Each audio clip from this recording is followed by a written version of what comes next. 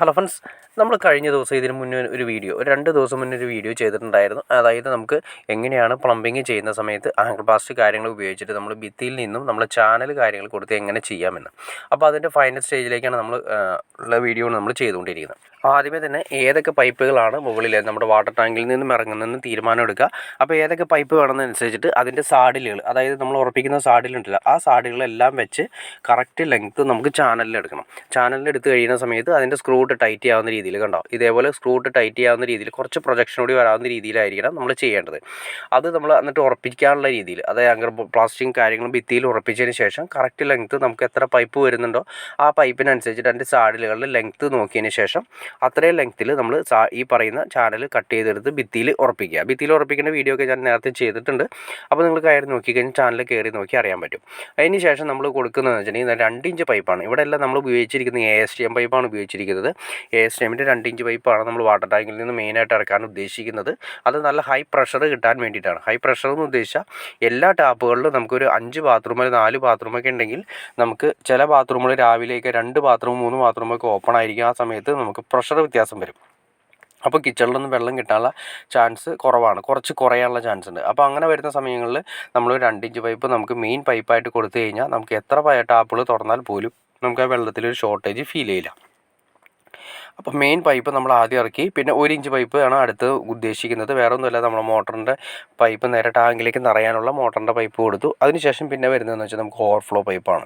അതായത് ടാങ്ക് നിറഞ്ഞ് പുറത്തേക്കുള്ള വെള്ളം പോകുന്നതും, അതുകൂടാതെ ഇനിയിപ്പോൾ സ്റ്റീലിൻ്റെ ടാങ്കും കാര്യങ്ങളൊക്കെ വയ്ക്കുന്നതെങ്കിൽ അതിൻ്റെ വേസ്റ്റ് വെള്ളം പോകാനായിട്ട് നമ്മൾ ഓവർഫ്ലോ പൈപ്പിലേക്ക് തന്നെ നമ്മൾ കൊടുക്കാൻ വേണമെങ്കിൽ അങ്ങനത്തെ. അപ്പോൾ ഒരു 2 ഇഞ്ച് പൈപ്പ് വന്നു, പിന്നെ 1 ഇഞ്ച് പൈപ്പ് മോട്ടർ അടിക്കുന്ന സമയത്തുള്ള വെള്ളത്തിന് വേണ്ടിയിട്ട് വന്നു, പിന്നെ ഒരെണ്ണം ഓവർഫ്ലോയ്ക്ക് വേണ്ടിയിട്ട് വന്നു. ഈ ഓവർഫ്ലോ വേണമെങ്കിൽ നിങ്ങൾക്ക് കുറച്ചുകൂടി വലുപ്പത്തിലിടാം, അത് നിങ്ങളുടെ ഇഷ്ടമാണ്.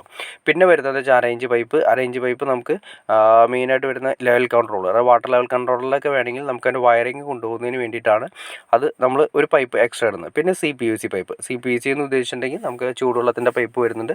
അത് നമ്മൾ താഴെ വാട്ടർ ഹീറ്റർ വെച്ചതിന് ശേഷം, അതായത് സ്റ്റാൻഡിൽ നിന്ന് ഏകദേശം 2 അടിയെങ്കിലും, ഏറ്റവും കുറഞ്ഞത് 2 അടിയിലെങ്കിലും താഴ്ത്തി, അല്ലെങ്കിൽ ഒരു 3 അടിയെങ്കിലും താഴ്ത്തിയായിട്ടാണ് നമ്മുടെ വാട്ടർ ലെവലിൻ്റെ സോളാർ വാട്ടർ ഹീറ്റർ വയ്ക്കുന്നത്. അപ്പോൾ അവിടെ നിന്ന് പോകുന്ന പൈപ്പ് നമുക്ക് ബാത്റൂമുകളിലേക്ക് കൊടുക്കാൻ വേണ്ടിയിട്ടും കൂടി നമ്മൾ ഇതിൻ്റെ കൂടെ കൊണ്ടുപോകുന്നുണ്ട്. അപ്പോൾ ഈ പറയുന്ന പൈപ്പുകളെല്ലാം കൂട്ടിയിട്ടാണ് നമ്മൾ സാഡിലും അതിന് ഗ്യാപ്പ് ഇട്ടേക്കുന്നത്. അപ്പോൾ അതിൻ്റെ സാഡിലുകളാണ് നമ്മൾ ഈ ഉറപ്പിച്ചിരിക്കുന്നത്. അത് നേരെ നമ്മൾ താഴേക്ക് കൊണ്ടുപോകും. അപ്പോൾ ഭിത്തി ടച്ച് ചെയ്യാത്ത രീതിയിൽ കറക്റ്റായിട്ട് ലെവൽ ചെയ്ത് വരച്ച് ക്ലിയർ ചെയ്തിട്ട് ആണ് നമ്മൾ കൊണ്ടുപോയിരിക്കുന്നത്. അപ്പോൾ വരച്ച് കൊണ്ടുപോയിരിക്കുന്നത് നിങ്ങൾക്ക് കാണാൻ സാധിക്കും. അതിനുശേഷം സാഡിലുകളെല്ലാം തന്നെ നമ്മൾ ഈ പറഞ്ഞ ലെവലിൽ സാഡിലുകളെല്ലാം തന്നെ ചാനലിൽ ടൈപ്പ് ചെയ്ത് ക്ലിയർ ചെയ്യുകയാണ് ചെയ്യുന്നത്. അടുത്ത ദിവസം അതിൻ്റെ ഫിനിഷിംഗ് സ്റ്റേജിലുള്ള വീഡിയോ ഞാൻ അടുത്ത ദിവസങ്ങളിൽ നിങ്ങളെ കാണിച്ചു തരുന്നതായിരിക്കും. അടുത്ത സ്റ്റേജിൽ ഫിനിഷിംഗ് ആവുന്ന സമയത്ത് നമുക്കതിൻ്റെ വീഡിയോ ഫുൾ ഡീറ്റെയിൽ ആയിട്ട് നിങ്ങളെ കാണിച്ചു തരാം. അപ്പോൾ ഓക്കെ ഫ്രണ്ട്സ്, നിങ്ങൾക്ക് ഏകദേശം ഇതിനെക്കുറിച്ച് ഒരു ഐഡിയ കിട്ടിക്കാണെന്ന് വിചാരിക്കുന്നു. എത്ര സാഡിലുകൾ എങ്ങനെയാണ് കൊണ്ടുപോകേണ്ടത്, ലെങ്ത് എടുക്കേണ്ടത്, നിങ്ങൾക്ക് ഏകദേശം നിങ്ങൾക്കൊരു ഐഡിയ കിട്ടിക്കാണെന്ന് വിചാരിക്കുന്നു. ഇനി എന്തെങ്കിലും ഡൗട്ട്സോ കാര്യങ്ങളോ ഉണ്ടെങ്കിൽ തീർച്ചയായിട്ടും കമൻറ്റ് ചെയ്യാൻ മടിക്കരുത്. ഒരു കാര്യം മറന്നുപോയി, നമ്മൾ ഉപയോഗിക്കുന്ന സ്ക്രൂകൾ, നെറ്റ് ബോൾട്ടും കാര്യങ്ങളെല്ലാം തന്നെ അത്യാവശ്യം നല്ല ക്വാളിറ്റി ഉള്ള ഉപയോഗിക്കണം എന്നാണ് എൻ്റെ ഒരു പേഴ്സണൽ അഭിപ്രായം. കാരണം വെച്ചിട്ടുണ്ടെങ്കിൽ തുരുമ്പ് പിടിക്കാനുള്ള ചാൻസ് ഒഴിവാക്കാൻ വേണ്ടിയിട്ടാണ് അങ്ങനെ ചെയ്യുന്നത്. അപ്പോൾ ഓക്കെ ഫ്രണ്ട്സ്, അടുത്ത വീഡിയോയിൽ കാണുന്നവരെ ഓക്കെ.